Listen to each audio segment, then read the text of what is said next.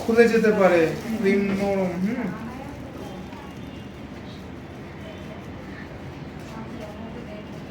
সবসময় 1 ইঞ্চি করে কাটতে পারি, ঠিক আছে। আমরা হচ্ছে সবসময় কাটিং এর এপাশ আর ওপাশ দুইটা হচ্ছে কখনোই সার্ভিং এ দিতে হয় না, কারণ কি ক্রিম বাহিরে বের হয়ে থাকে, ঠিক আছে।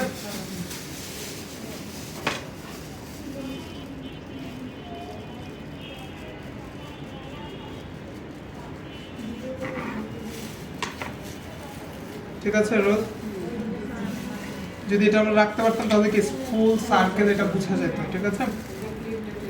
আমার কি এটা ভেঙে গেছে, ফেটে গেছে, এরকম হয়েছে। এখন যদি এখানে আপনাদের বেকিং বেশি করেন সেক্ষেত্রে কিন্তু ভেঙে যাওয়ার চান্সেস থাকবে, ঠিক আছে, ভেঙে যেতে পারে।